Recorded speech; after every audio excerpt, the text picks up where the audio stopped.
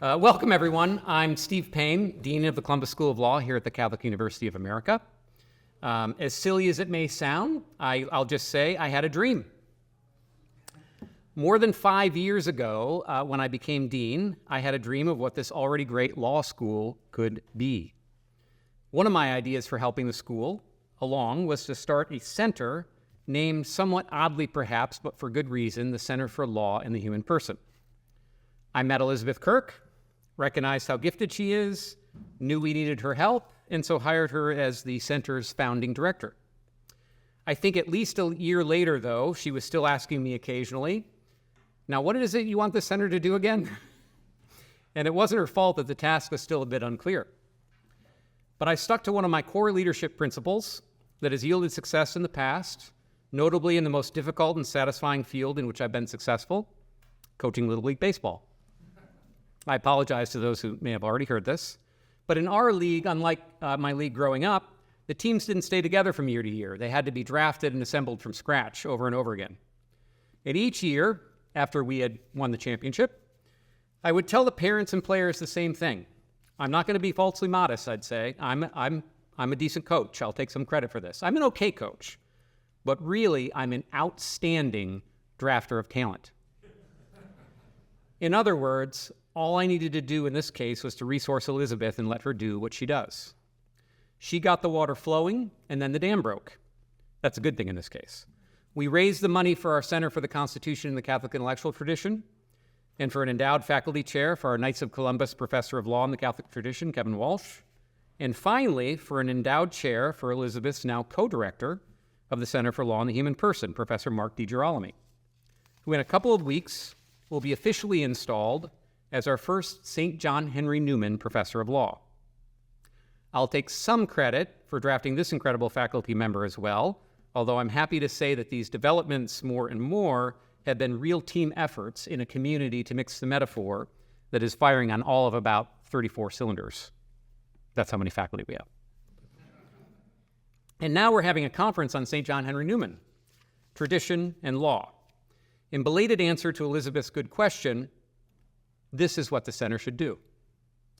It should help us figure out, here in the nation's capital, at the Law School of the Catholic University of America, what the Catholic intellectual tradition, what the Christian and classical intellectual tradition, the small c Catholic tradition that is a universal heritage of all human persons, should contribute to legal education, research, and practice. For me, just one passing dean, this conference is a dream in the middle of its fulfillment, but only because of the good work and fellowship of all of you. So thank you to Elizabeth and Mark. Thank you to all of our wonderful speakers for participating. Thank you to all of our students and other guests for attending. Thank you to all of our staff for making this possible. I hope you have a blessed and wonderful conference. May St. John Henry Newman, who has for so many other adult converts played a central role in my acceptance of the Catholic faith, pray for us all. Thank you.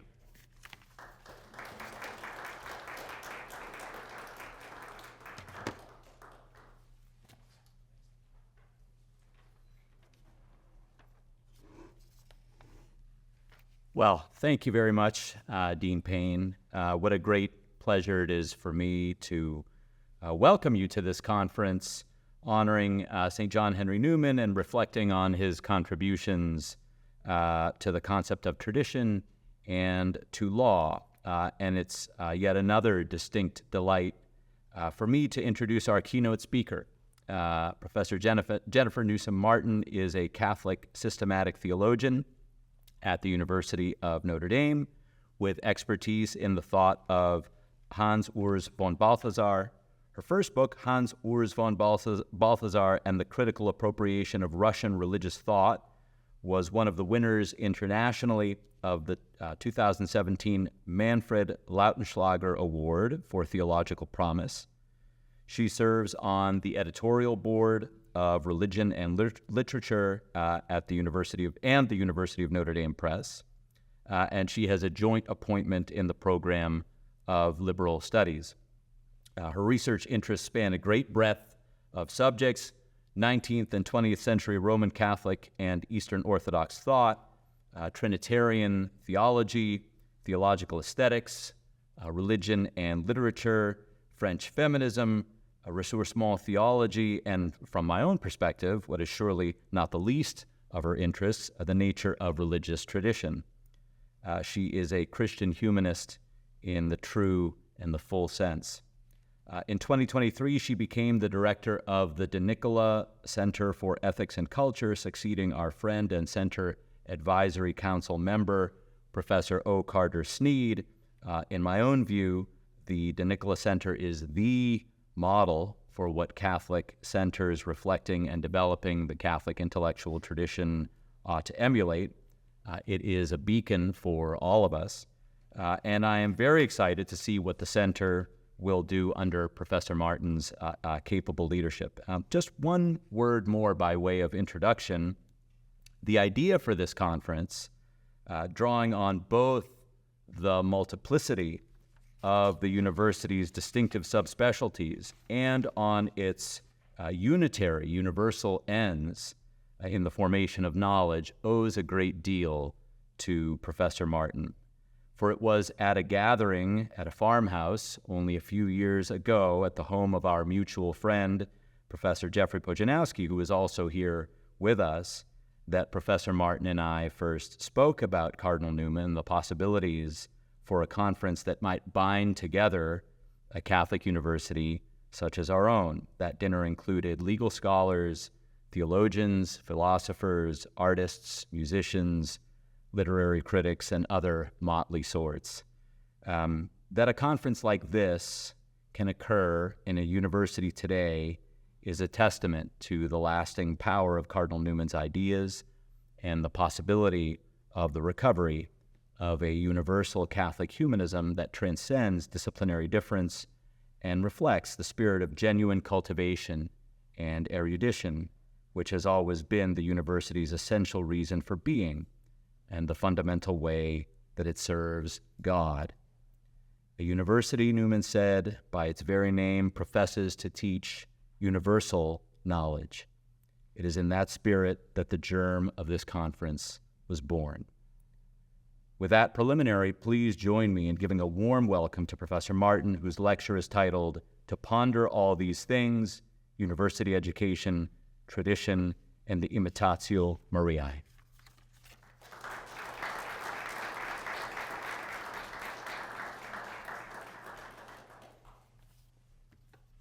Hello, friends. So lovely to be here with you. Thank you for having me. I'm delighted to be part of this conference and delighted to have been at that auspicious farmhouse dinner so that we can see the fruits of our labors here.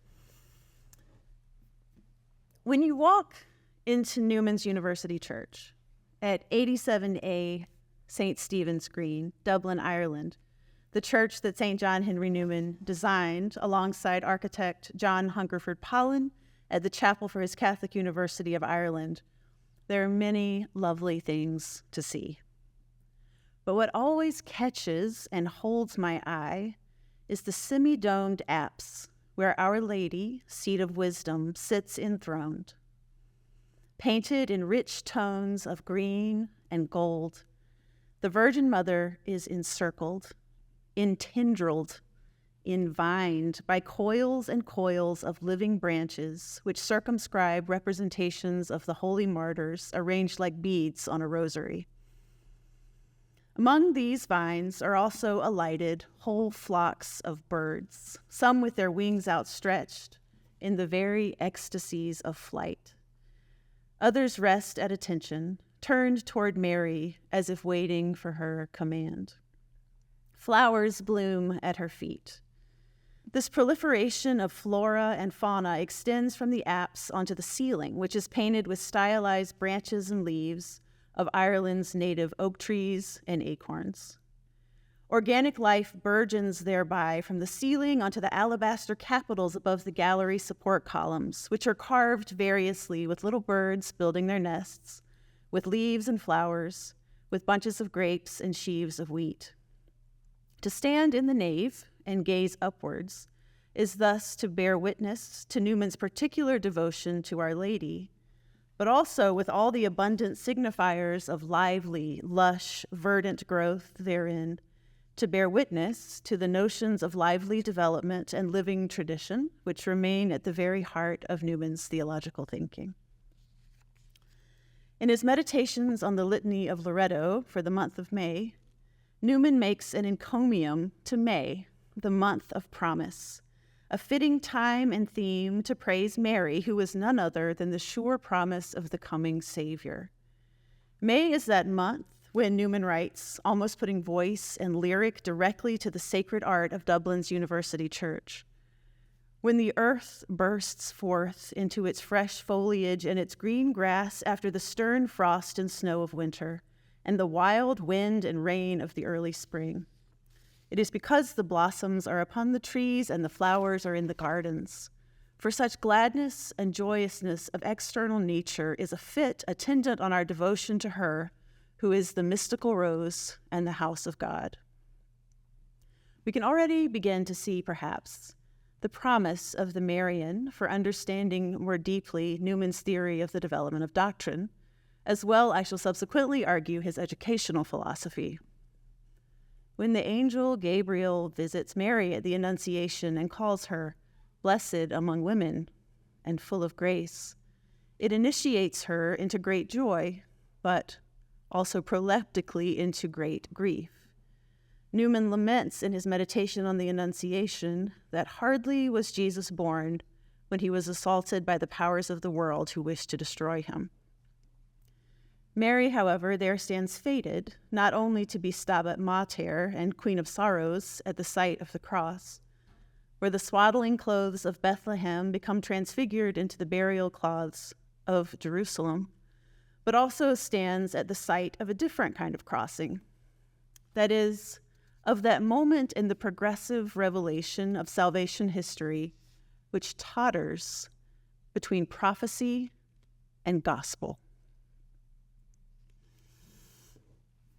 French Catholic poet Charles Péguy has evocatively described the Annunciation as some late spring or early summertime day, when there is no more night, no more gloomy darkness, where the day goes hand in hand with the day. It is the final instant of the evening, and at the same time, the first instant of the dawn. It is the final instant of the promise, and at the same time, the first instant of the keeping of the promise. It is the final instant of yesterday, and at the same time, the first instant of tomorrow. It is the final instant of the past, and at the same time, in the same present, the first instant of a tremendous future. It is not only this densely temporal moment of annunciation in Mary's own life which evokes the idea of development and progressive revelation as unfolded in time and history. Newman elsewhere situates the idea of the development of doctrine precisely within a Marian manifold. While there are, of course, other prominent influences, like St. Vincent of Lorraine, or much later, representations of the Tübingen school, like Johann Adam Möller and Johann Sebastian Drey, I would submit that it is the figure of the Blessed Virgin Mary who plays the most prominent role in Newman's thinking about the development of doctrine. The development of doctrine, however, was not just an academic or scholarly matter for Newman. The attentive reader of both the Oxford Sermons and the Essay on Development will catch a sense of liveliness, even a pressing existential urgency to the questions about development that Newman poses. It's like touching a live wire, because for Newman, writing the essay was in fact coincident with his discernment about whether or not to be received into the Catholic Church. The fundamental question, when Newman surveyed the history of Christianity and observed that Catholicism's expressive forms looked quite different from the simple church of Luke Acts in the apostolic period, was whether the Catholic faith is logically as well as historically the representative of the ancient faith. It was a question that was for him at once theological but also quite personal. In his Apologia, Newman shares that if he came to the end of writing the essay on doctrinal development and still felt convicted that the Catholic Church was the legitimate definition and the development of the Apostolic Church, then he would set about to take the necessary steps for admission into her fold. In fact, he managed to convince himself of this truth before he managed to finish the book. Before I got to the end, he wrote, I resolved to be received, and the book remains in the state in which it was then, unfinished. The book was published in 1845, the same year that Newman converted, and subsequently was rearranged and revised into its current form in 1878. This context makes some sense for why Newman calls this text not a discourse or a treatise, but rather an essay, in the matter of the French essayer, to try or attempt. The text is thus, in terms of style and genre, simply a hypothesis to account for a difficulty. It proceeds not by rationalistic demonstration or syllogistic reasoning, but rather by rhetoric and persuasion. It multiplies examples through cumulative argumentation at the same time that Newman works out his own salvation with fear and trembling. In 1843, 2 years prior to his conversion, Newman preaches a Candlemas sermon on the Feast of the Purification of Mary, a feast that commemorates the occasion which, in accordance with Jewish law, the Virgin Mary goes to the Jerusalem temple to seek the rite of purification 40 days after giving birth. That sermon is now known as Oxford University Sermon 15. It makes explicit what is by then Newman's most central and most centrally pressing question. Is the theory of the doctrinal development, in fact, a plausible one? In keeping with the Marian themes of the feast, Newman begins his homiletic reflections on the plausibility of doctrinal development with consideration of the Blessed Mother, who kept all these things and pondered them in her heart. This gospel verse also provides the epigraph of the sermon. As she has gestated the infant Christ in her womb for 9 months, and embodied growth extended in time, Mary's intimate ponderings in her heart likewise gesture toward a slow and organic process of assimilating these divine mysteries which had been revealed to her. Thus it is Mary, as Newman writes, who is our pattern of faith, both in the reception and in the study of divine truth. She does not think it enough to accept, she dwells upon it. Not enough to possess, she uses it. Not enough to assent, she develops it. Not enough to submit to reason, she reasons upon it. And thus she symbolizes to us not only the faith of the unlearned, but of the doctors of the church also, who have to investigate and weigh and define, as well as to profess the gospel, to draw the line between truth and heresy, to anticipate or remedy the various aberrations of wrong reason, to combat pride and recklessness with their own arms, and thus to triumph over the sophist and the innovator. It is both in her embodied personhood and in her capacity to reason and consider the implications of developing theological truths that Mary stands as the signal bearer for the development of doctrine. How lovely, then, especially for the purposes of this auspicious occasion, is it that in the Litany of Loretto for the month of May, upon which Newman has commented so extensively, Mary is, on adjacent days, called both the Speculum Justitiae, the mirror of justice, and the Sedes Sapientiae, the seat of wisdom. The two beads of justice and wisdom are thereby always linked together in the rosary's chain. Moreover, when Newman's meditations on these days are read together, the parallels between Mary and Moses, the lawgiver, emerge perspicuously.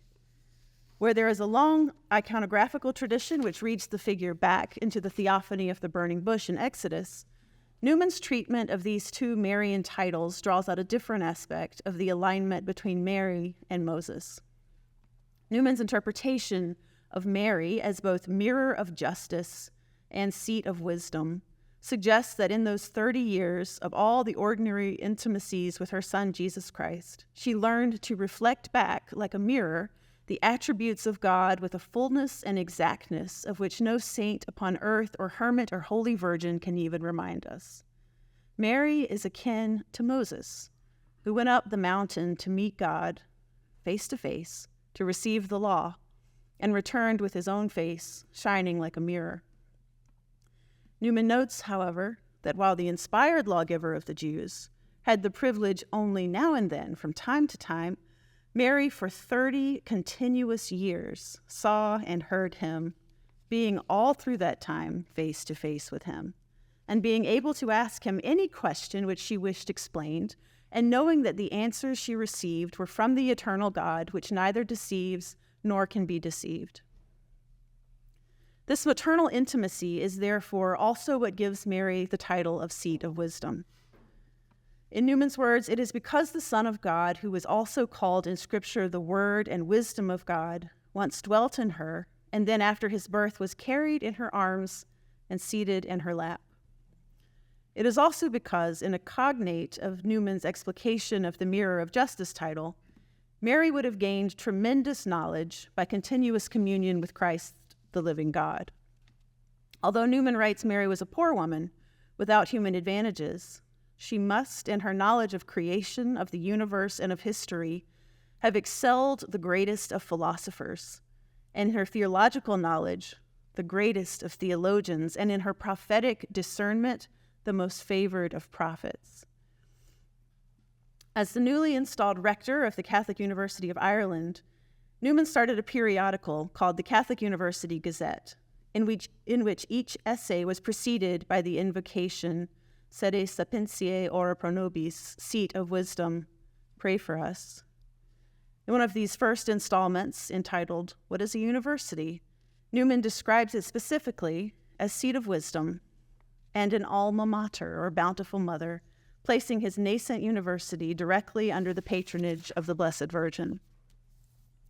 It is no wonder, then, in Newman's economy that Mary's Seat of Wisdom, as greater than the greatest philosopher, the greatest theologian, and the greatest prophet, also singularly exemplifies Newman's rich idea of philosophy, a category which exceeds merely disciplinary bounds within the context of liberal university education.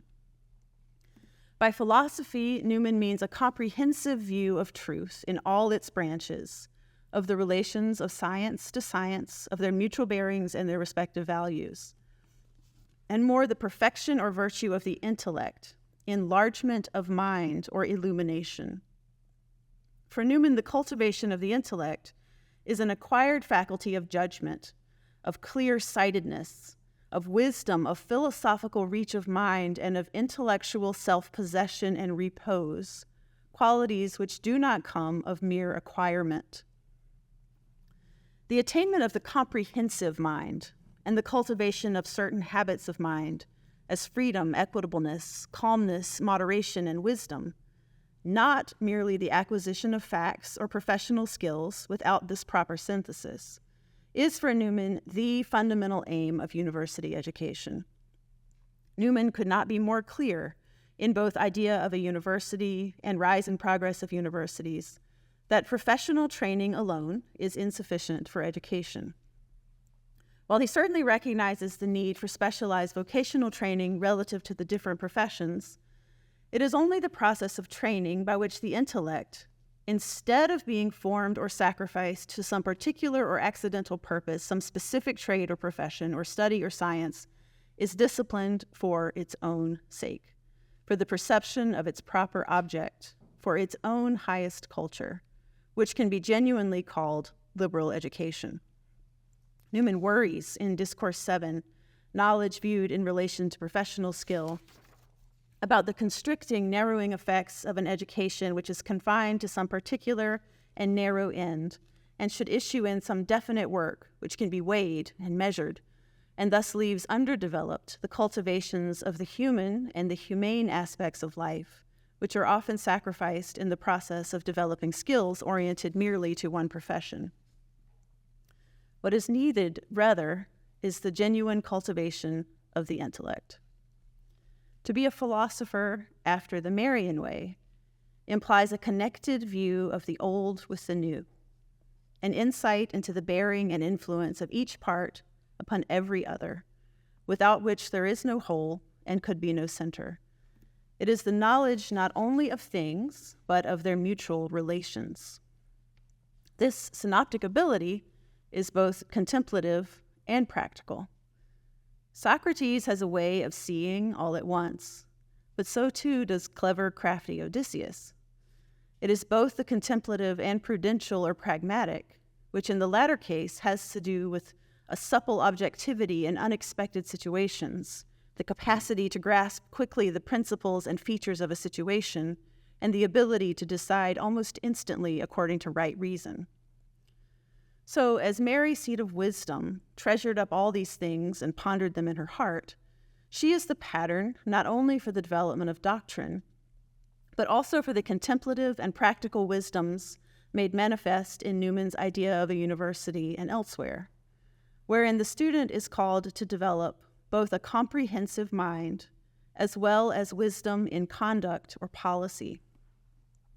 As my late friend and colleague, the influential Newman scholar Mary Catherine Tillman suggests, Newman's educational philosophy includes both Sophia, or contemplative wisdom, which was seen to originate in the receptive capacities of the intellect, the power of the mind actively to receive knowledge of all reality into its very substance of self, as well as practical wisdom, or phronesis, which was applied to definite decisions and deliberate actions.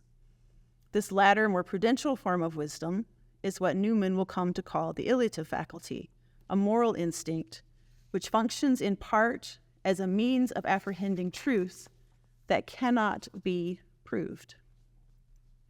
Now, to prescind from truth with this sense is not, however, to supersede the logical form of inference, but is one and the same with it. Only it is no longer an abstraction, but carries out into the realities of life, its premises being instinct with the substance and the momentum of that mass of probabilities, which, acting upon each other in correction and confirmation, carry it home definitely to the individual case, which is its original scope. That's Newman, obviously. That is a long sentence. This, however, is wisdom that is applied to a particular case, right? A particular case looking at the particulars of a certain circumstance. It's interesting to me that Newman invokes this notion of phronesis, at least obliquely, in his 1859 On Consulting the Faithful in Matters of Doctrine, wherein he argues, and again pointing explicitly to the development of Marian dogma of the Immaculate Conception in 1854, so it's fresh in his mind. He points out that the faithful can witness reliably to the Church's traditions by, quote, a sort of instinct of phronema deep in the bosom of the mystical body of Christ. This notion of instinct is borrowed from Merler and is, in Merler's words, a posture cultivated, quote, by a confiding attachment to the perpetuated apostleship, by education in the Church, by hearing, learning, and living within her pale, by the reception of the higher principle which renders her eternally fruitful. That is to say, here instinct does not mean anything like reacting involuntarily or without thought, but rather is a form of practical wisdom or phronesis developed by and secured in an affirmation of apostolic and magisterial authority, by proper catechesis, by regular devout practice of faith and participation in the liturgy, and by the acceptance of a supernatural principle which animates and dynamizes the Church. Moreover, that the practical wisdom or intuition of all the baptized, whether they have the precisely technical or theoretical words to hand or not, constitutes a real form of knowledge. Both forms of wisdom and knowledge have their place in Newman's epistemology, and both are connected with his broader views on development. Central to Newman's epistemology, educational philosophy, and to his theory of the development of doctrine is Newman's idea of, well, the idea. In short, he thinks there are certain ideas so rich and so complex that it takes time and effort for human minds to come to apprehend them. As finite knowers, human beings must over the course of time consider a polyphony of various perspectives, entry points, points of view, angles, and aspects. We need a polyphony of perspectives to approach, however asymptotically, certain mysteries of being. There is, Newman wrote, no one aspect deep enough to exhaust the contents of a real idea.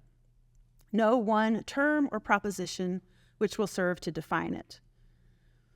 If this fact is true for political or literary ideas, it is infinitely more true for the supernaturally revealed ones of Christianity, like Trinitarian and Christological doctrines. Such ideas could not be comprehended all at once by the recipients, but through media which were human have required only the longer time and deeper thought for their full elucidation.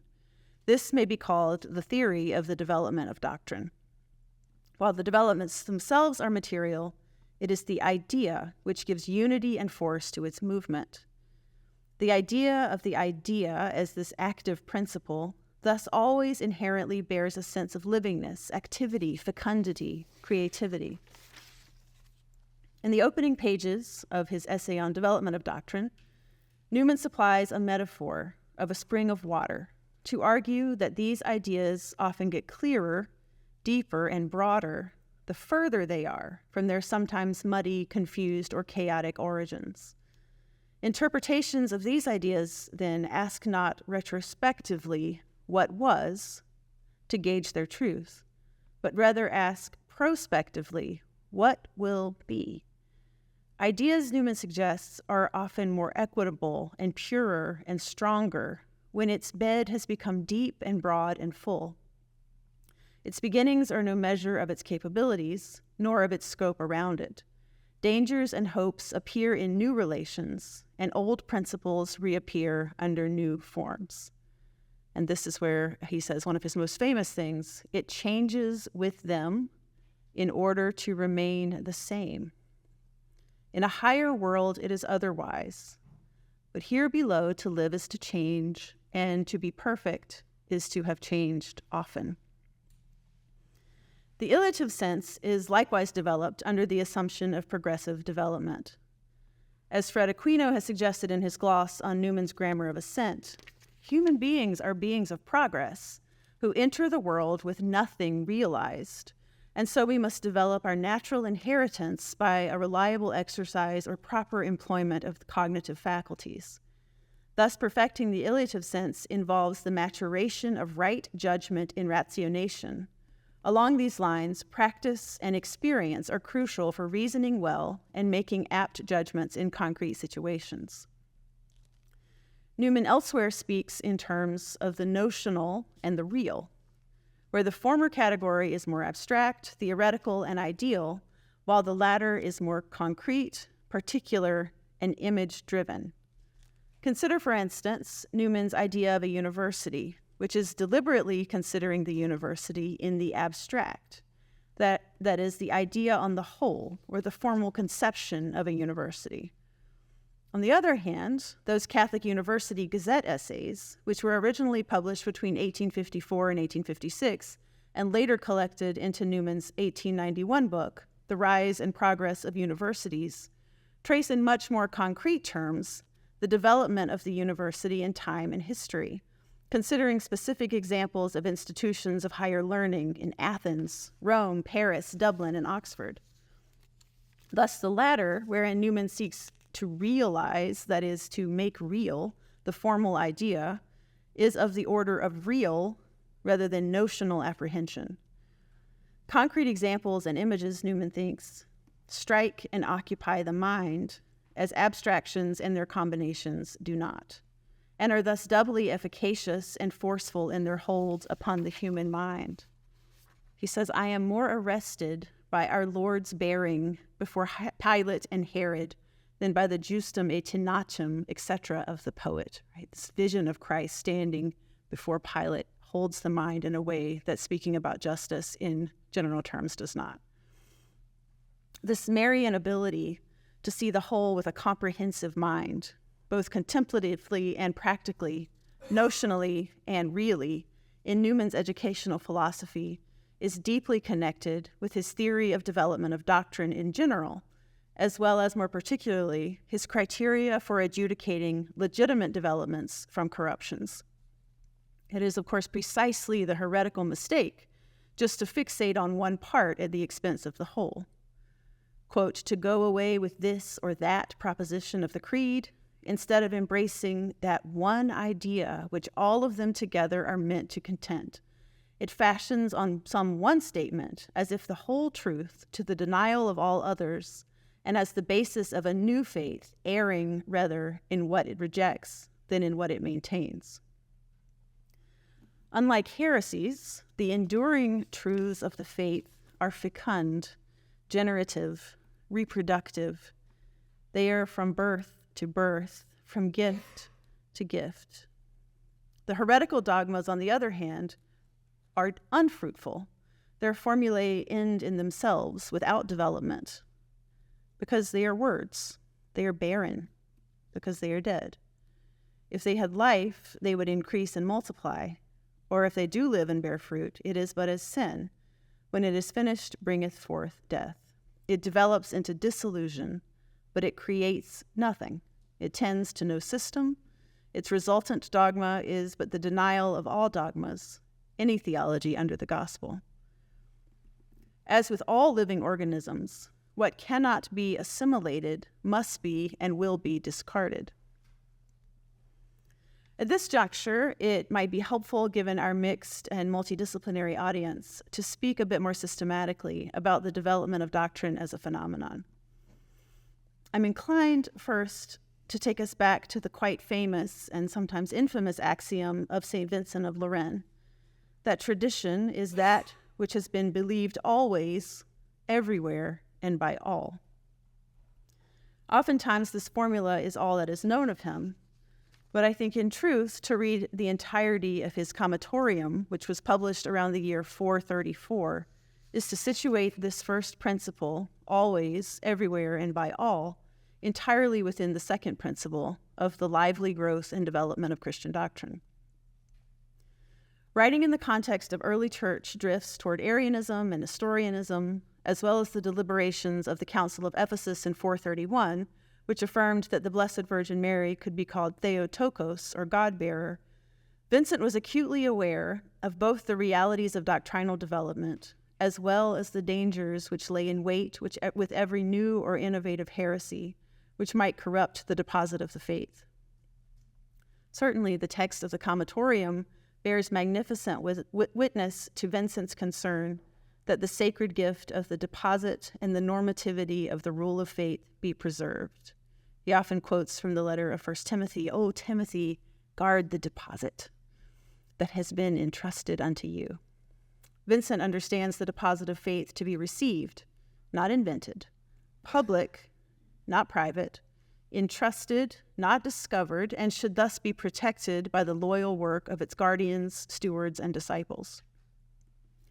The most important passage from Vincent on development appears in the 23rd chapter, called On Development in Religious Knowledge.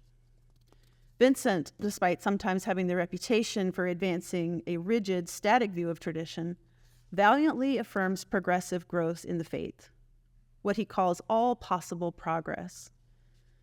Such progressive growth, however, must be in the order of the enlargement of what is already present, in the same doctrine, in the same sense, and in the same meaning, a line which some of you may know gets taken up into Vatican I.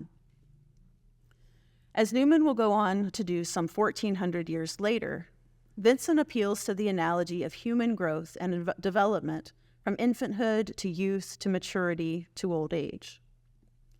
Though her form changes significantly over the course of a lifetime, a child does not become a lobster, but a human adult. Wheat, through its expressive form, changes from seed to sprout to shoot to stem to flower to grain, does not develop into weed, nor roses into thistle, nor balsam into wolfsbane.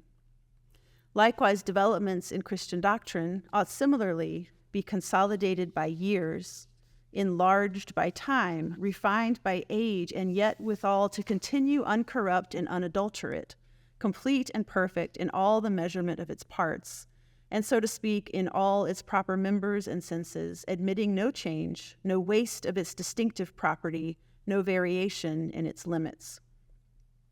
Again, anticipating Newman, who was familiar with and at least critically appreciative of Vincent's work, Vincent suggests that while doctrines may receive proof, illustration, definiteness, they must retain withal their completeness, their integrity, their characteristic properties.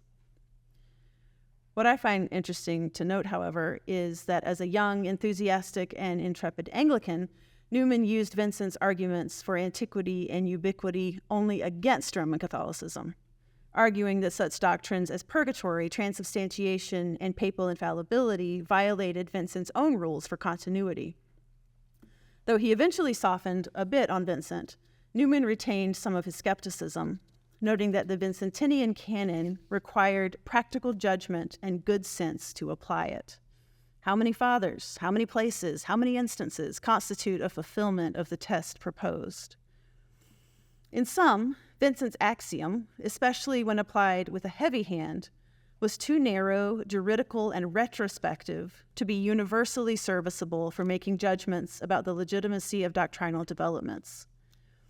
As we have seen, Newman is more inclined to think in terms of the epistemological weight of increasing probability, which he thought, and this is important, to be just as clearly justified as the global application of Vincent's rule. Although his more mature account of doctrinal development is in his 1845 essay on the development of Christian doctrine, the idea of development as such arguably characterizes most of Newman's theological career, as early as his 1833 Arians of the Fourth Century, and more explicitly in the 15th Oxford University sermon, entitled The Theory of Developments in Religious Doctrines, which again was preached in 1843. Although nearly 200 years separate us from Newman's reflections on doctrinal development, it is his account which is not only the obvious modern starting point, but also remains, at least in my view, the most classic and constructive treatment of development, which is yet to be surpassed. Obviously, we can't say everything in the space of time that we have, but I will offer here a handful of general underlying principles relative to Newman on development, which may be relevant to guide our discussion over the next 2 days together. First, is Newman's general principle that while in human knowing and in acts of faith, implicit or latent knowledge can and does give rise to explicit or defined expression, the faith is not necessarily founded on these explicit forms of investigation, argument, or proof. That the mind can reflect upon and express what it receives in revelation, and this is important, does not mean that the latent or implicit forms of knowing or faith are incomplete or any less real than their explicit forms. Nothing would be more theoretical and unreal, Newman writes, than to suppose that true faith cannot exist except when molded upon a creed and based upon evidence. Yet nothing would indicate a more shallow philosophy than to say that it ought carefully to be disjoined from dogmatic and argumentative statements. To assert the latter is to discard the science of theology from the service of religion. To assert the former is to maintain that every child and every peasant must be a theologian. This principle is important for thinking about how, while certain dogmas like the Immaculate Conception were not defined until quite late in the game, that does not intimate that ordinary believers and theologians alike did not, in fact, have the strong, albeit implicit sense that the Blessed Virgin Mary was particularly graced. We've already seen Newman address this issue in Consulting the Faithful in Matters of Doctrine, written immediately in the wake of this definition. The payoff to this distinction between implicit and explicit knowledge is that it allows Newman to assert that the absence or partial absence or incompleteness of dogmatic statements is no proof of the absence of impressions or implicit judgments in the mind of the Church. Even centuries might pass, he says, without the formal expression of a truth, which had all along been the secret life of millions of faithful souls. Second, and closely related, is Newman's understanding that human language, whether propositional, scriptural, dogmatic, creedal, traditional, or magisterial, is incapable of naming exhaustively the profound divine mystery that it signifies. While such language can reliably describe, it cannot circumscribe. What is revealed both in Scripture and tradition is an invitation to further mystery, which no one can claim to have fully mastered. Scripture, Newman says, is not a mere letter which we may handle by the rules of art at our own will, but august tokens of the most simple, ineffable, adorable facts.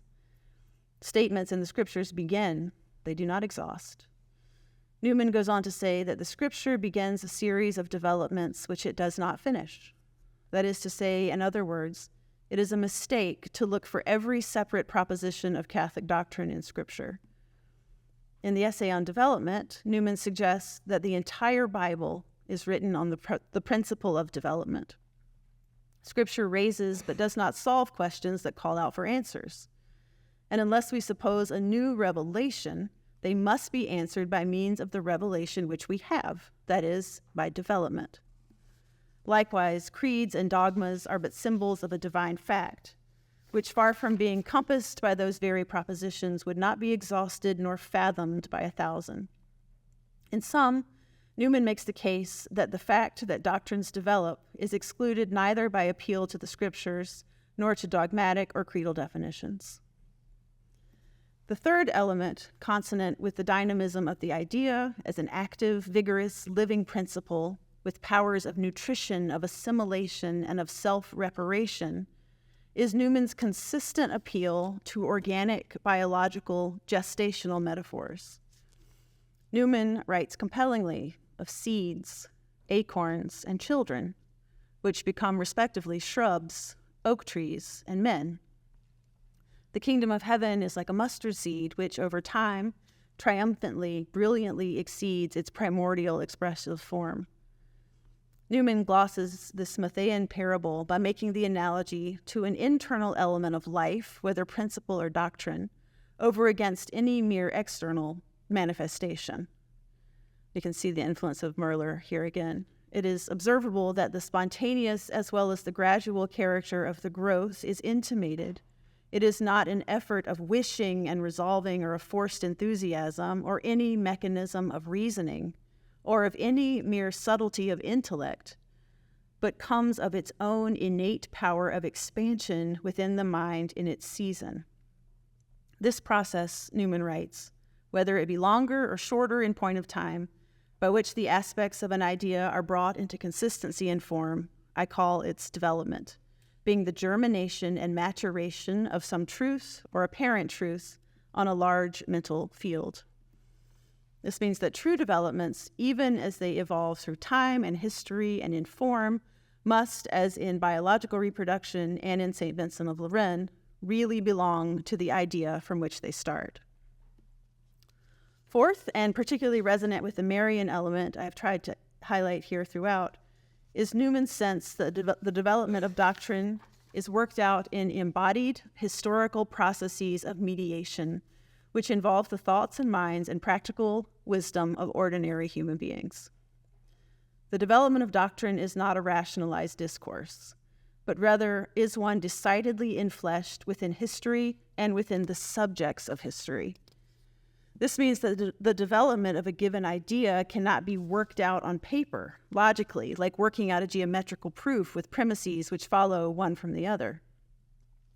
Rather, development of doctrine is sometimes quite an agonistic process, conditioned by all the contingent factors, historical, religious, epistemological, cultural, political, that make up its context. It is not a rational procedure which can be forced extrinsically, but rather an enmeshed and entangled one that, as one contemporary scholar put it, shows its conditioning, its historical life, its meandering, searching, and reacting, its experimentation, and its error. On the other hand, Newman certainly would not wish to suggest that our being entangled in history and culture means that we are entirely beholden to these historical and cultural forces. Newman makes clear the dangers of the believing historian who takes an epistemological stance of purported rational neutrality about the conditions of belief and the nature of the status of tradition, since from the very beginning, such a choice predetermines the outcome toward unbelief. The development of doctrine cannot be thought merely to be an accident of the contingencies of history, but rather as a part of God's providential plan, patient character, and continued care for the continual governance of the world and God's church. If doctrine admits of formal, legitimate, and true developments, such developments were, of course, contemplated and taken into account by its author, who, in designing the work, designed its legitimate results. Finally, Newman understands his argument for true development to be contingent upon the concomitant development of authority, an infallible, living magisterial authority, to be able to negotiate and adjudicate such developments. If God providentially allows doctrines to develop over the course of time, there must be a similarly providential supplied mechanism to decide upon them, thereby separating them from the mass of mere human speculation, extravagance, corruption, and error in and out of which they grow. This is the doctrine of the infallibility of the Church. For by infallibility, I suppose is meant the power of deciding whether this, that, and a third, and any number of theological and ethical statements are true. Because Newman understands the Catholic faith to be public property and thereby not a matter of private opinion or deduction, he offers in his essay 7 public markers of continuity to aid in the collective discernment about what constitutes a genuine development and what constitutes a false or counterfeit development, that is, a corruption. These 7 characteristics of development are instruments rather than warrants of right decisions. Since these notes are not logical syllogisms, but function rather through their cumulative weight, those who apply them in complex and changing circumstances must engage again in the practice of phronesis, practical judgment, to be able to judge prayerfully the quality and preponderance of evidence in favor of any given authentic development. These 7 marks include the preservation of type, the continuity of principles, the power of assimilation, logical sequence, anticipation of its future, conservative action upon its past, and chronic vigor, all of this which I can speak to at greater length in the discussion period if there's sufficient interest. So by way of conclusion, I'd like to make but a few modest gestures toward the application of Newman's ideas in and to the field of law. More precisely, given my own deeply felt disciplinary constraints, think of these as even less than gestures. Think of them merely in the order of the interrogative mode. First, what interpretive possibilities, and especially limits, arise in jurisprudence with privileging this proscriptive rather than retrospective way of adjudicating truth? If the origins or the beginnings of an idea are less reliable, at least in certain cases, than how an idea develops through time and history, what does that mean for the interpretation and application of laws and perhaps of the Constitution? The introduction of the rise and progress of universities suggests that Newman's method of coming to terms with all of these ideas is identical in every case. On the one hand, a philosophical approach to gleaning retrospectively the abstract essence of the idea, and on the other, a historical approach to recounting prospectively the gradual realization of each living idea through its developments and variations over the centuries. So what might this method look like if and when it is imported into the theory and practice of law? Second, what about Newman's epistemological warrants for justified true belief, which generally speaking have more to do with compounding probabilities and a cumulative theory of truth rather than juridical proof as such? Certainly, we would not wish to equate or interchange in an uncomplicated way epistemological certitudes and legal certitudes, but how might Newman's epistemology offer a valuable intervention in the legal field?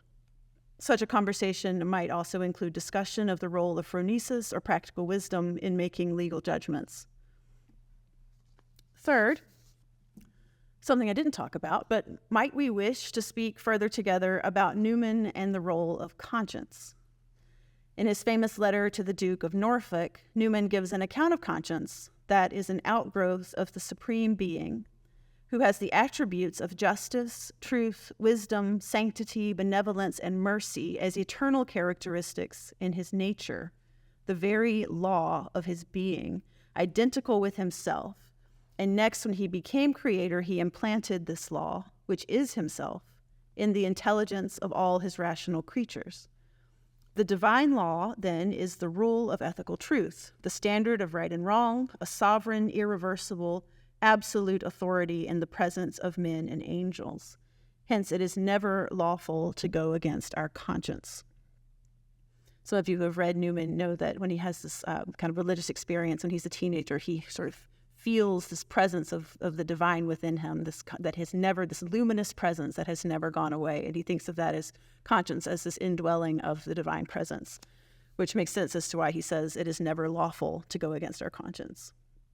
Finally, this is a big question, I think. We might consider teaching law within the context of a law school, which very much exists as oriented to educate its students toward a particular profession, and is thus, at least in certain technical respects, exempted from Newman's definition of the liberal arts, which of course are to no other end but themselves. What, however, are ways of teaching and studying law which do get at the spirit of Newman's idea of the university and the broad cultivation of the intellect that he makes so central to that project? Tomorrow morning, some of us will have Mass together in the aptly named Mary, Mirror of Justice Chapel here, and this is right and just. At the same time as she is Mirror of Justice, Mary is also Mother of Mercy. I could not help but think, as we close, of the one law, life's law, that Newman's catechumen Gerard Manley Hopkins invokes in his great poem, The Blessed Virgin Compared to the Air We Breathe. That one law is that we must breathe, and breathe in nothing other than that wild air, world-mothering air, which by virtue of Mary's merciful and ubiquitous presence envelops all. A selection of that poem will provide a fitting epilogue, as it evokes in a poetic medium the image of the martyrs and us all, which with we began, who were enwound within Mary's maternal care.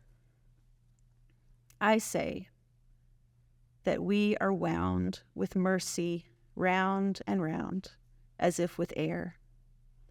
The same is Mary, more by name, she, wild web, wondrous robe, mantles the guilty globe. Since God has let dispense her prayers his providence, nay, more than almoner, the sweet alms self is her, and men are meant to share her life as life does air. Thank you.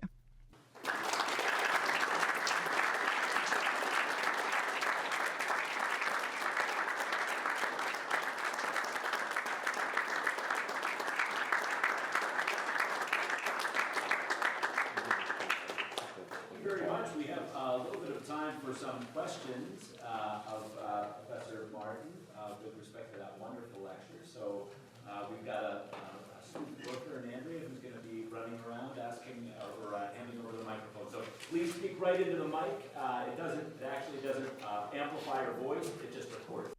Wonderful. Thank you so much for your time. This was a wonderful talk. Toward the end, you asserted that Newman said that the Catholic faith is a public matter. But earlier on, we get this idea that the illative sense is cultivated through this kind of instinctual participation in the liturgy that takes throughout time. And there seemed to be in tension a little bit, that on one hand, like the Catholic truths are not known in a general rationalistic sense. As you said, you can't just write it all down and be like, here, there it is, and everyone just assents. It's known by belief, by faith, and through participation. And so I was wondering if maybe I'm wrong and there kind of is no tension there, or what you would think of that. Oh, that's a really insightful question. Thank you for that. I think some of the sort of fundamental elements that are undergirding the question that I'm hearing has a lot to do with this notion of the sensus fidei, or the sense of the faithful, right? So Newman, right, so on the one hand, when Newman is talking in that document that I quoted from on consulting the faithful in matters of doctrine, he says, there's this instinct, this sense that is connected with phronesis, but when we kind of hear instinct, most of us think of it as a kind of like internal, entirely subjective, individualized, kind of autonomous way of thinking, right? And so we can even trace this idea of the sensus fidei all the way up through kind of maybe even the current practice with the Synod, for instance, right? I mean, so like, what does it mean to talk about the sense of the faithful? Sometimes that has devolved into the more common sense understanding, which I think I'm a faithful, so this is the sense of the faithful, right? Even if it's something that is entirely, which does not meet, for instance, the the 7 marks of Newman when he's trying to think about the conservation upon the past and the anticipation of the future, right? So there is that kind of like thing that looks private. Instinct looks private in the way that we talk about it.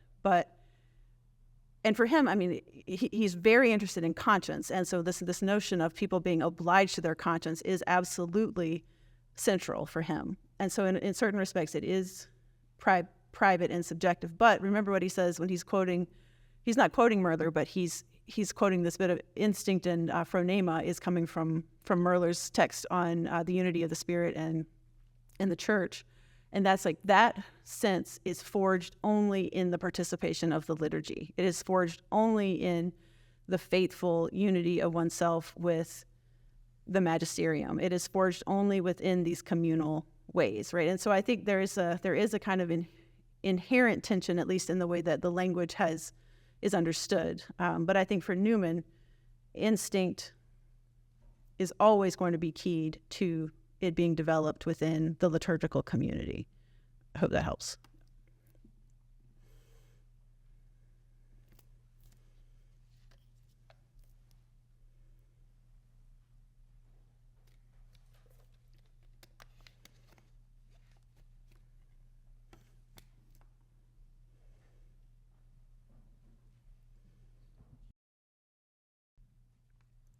Well, thanks very, very much, Professor Martin. So one question with respect to some of those last tentative overlap questions as to law that I've been thinking about with respect to the differences between, or maybe the disanalogies that one might see between law and Christian theology, and the idea of development is the idea of God as author. So because God is author, then the idea of development and disclosure in some ways makes better sense, or finds a better home in theological development than it does in legal development, where you have human authorship. But I wondered what you thought about that, whether you think that is, in fact, a disanalogy, because it might be that it's simply that the meaning of words, or the disclosure of the meaning of words, is in fact analogous as between these two, even though in the case of law you have human authorship as opposed to divine authorship. So just a sort of additional provocation for you to kind of stretch. Yeah, that's really interesting. I think it's definitely a notable difference, right? And I think if we look at some of Newman's inheritors, like Yves Congar, for instance, who was very influenced by Newman and who wrote quite a bit about tradition in his big 2-volume book, but also in his smaller book, The Meaning of Tradition, there he's going to start in this most kind of primordial way, like when he's thinking about what tradition is, right? We have this notion of the tradere, to hand over, right? And he says it's not just that we're handing over, these propositions or these doctrines, but it is all within this loving Trinitarian envelope of the Father handing God's self to the Son, to the Spirit, and inviting us all within this Trinitarian community. It's like it has an indisputable divine origin. And so whenever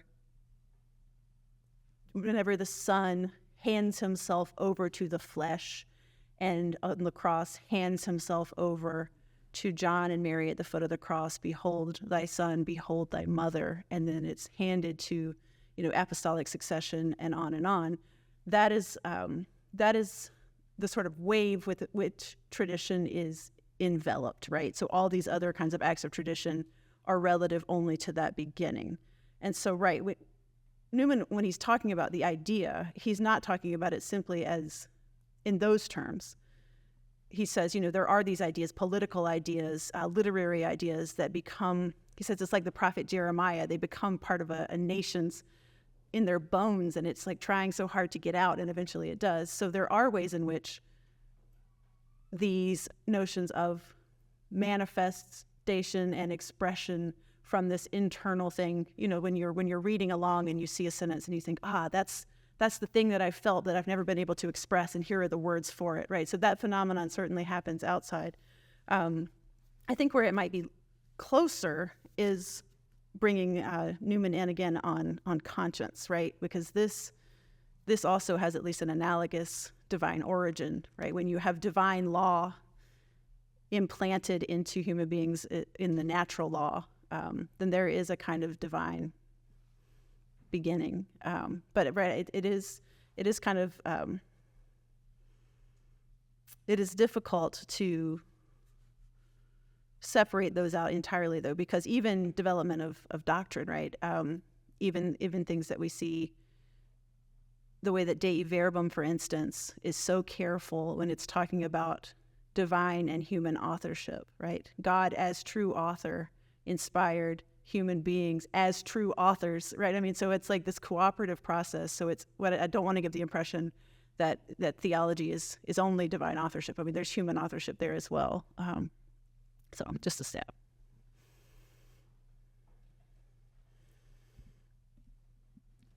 Dr. Martin, thank you. I think you began speaking about faith, and then we go to reason, and Newman talks about development of that faith, understanding of faith, and we go to reason.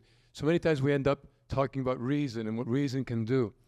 I wanted you, if you could comment again, you mentioned the word prayer one moment, and we began talking about the faith of Mary, and both with the sensum fide and phronesis, that the subject of prayer and mystery is very much present. Maybe you could elaborate a little bit more on that or comment on that. Mm-hmm.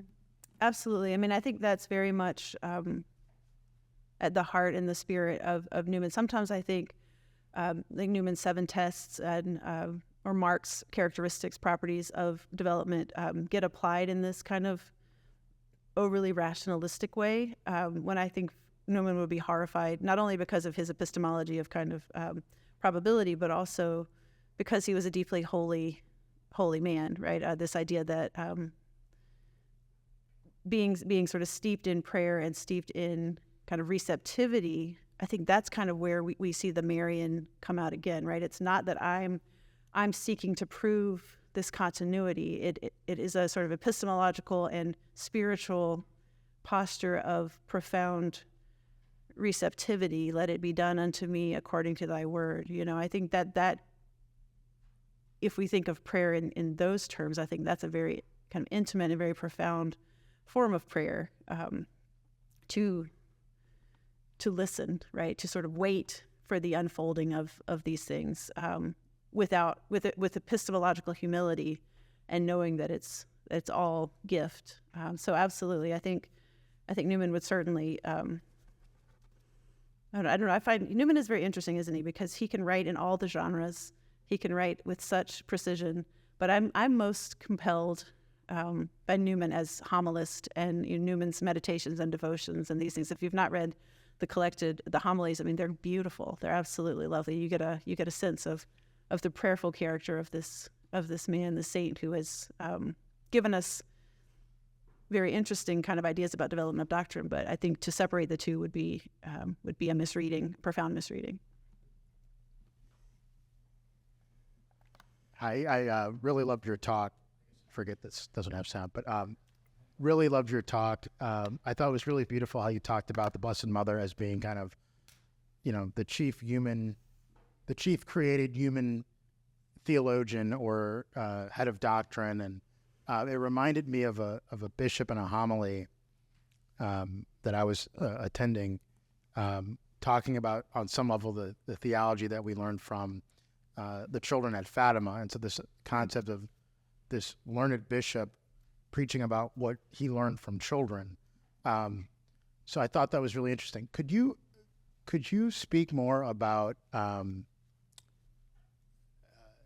maybe if there's lessons from the development of doctrine from the liturgy to some extent, and how that may inform, if there's anything, how that may inform the approach to law? Well, it's a complicated question. I like it. I mean, I think this notion of this sort of ancient, or I don't know how ancient it is, the maxim of lex orandi, lex credendi is maybe playing a role, like the law of prayer is the law of belief, right? So that this idea that, you know, liturgically, the way that people pray, the sort of devotions that people have, for instance, when we're thinking about the Marian dogmas, the way that people are praying is influencing the outgrowth of that is the dogma, right? So, but it's these liturgical practices and devotional practices which do give rise to dogmas. And so I think that, you know, I don't know what the analogy to law might be, praxis, or I'm not sure how to apply that to law. That's your business, I guess. But no, I think like placing it all within liturgical practice is right. I mean, think about how, like, you know, the liturgy has certainly developed, right? I mean, we can see it again enmeshed in time and in history. We can see changes in the liturgy, which people are, you know, more or less excited about, but they are, I don't know, I'm very interested in like some of the Vatican II documents, which do talk about, what's the one, Sacramentum Caritatis, is that the one I'm thinking of, which talk about the developments in the liturgy, right? That there's a certain kind of, like, you know, it's going to look different in different contexts, right? You can have this kind of art or that kind of art. I'm not going to like legislate what kind of art you have in your parishes and this kind of thing, or the music that you listen to, but it has to be efficacious enough to, or it has to be worthy of the celebration of the Eucharist, right? So there's that's the idea, and then you have these kind of like historical contingencies that kind of unfold with and they can look very different, but the idea is it worthy of the full presence of Christ? That's a question. I'm definitely not answering your question, but I think we're getting close. Okay. We got time for one more.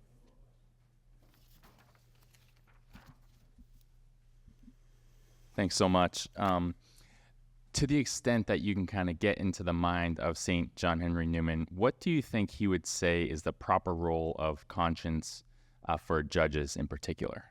Mm-hmm. I mean, for him, conscience was almost everything, right? I mean, it's a well-formed conscience. Again, it's that kind of attentiveness to a presence, like an actual divine presence who, I mean, I don't know, like, if every judge is going to sort of sign up for this, right? But I mean, this is what Newman would think, that that this luminous presence within, it is no longer I who live, but Christ who lives in me, right? So you are actually listening to the very voice of God. And so that takes time to cultivate an ear for that, and kind of the attunement to that involves these questions of prayer, and involves, you know, the sacraments, and involves, but I think it's not, I think you have to be like willing to embrace the radicality of what Newman thinks about conscience, right? That this is you're standing on holy ground when your conscience is telling you to do something, right? You are this is the burning bush. You should take your shoes off, right? It's like that, I think, is what I think he would say, right? But it has to be, sometimes that can be like a way of masking. If your conscience is not well formed, it can be very dangerous to say my conscience dictates X, right? You have to it has to take a real examination of conscience, if you will. But yeah, I think that's right. And I love the question about the judges. It's serious business, I guess, for Newman. It's holy to listen to your conscience.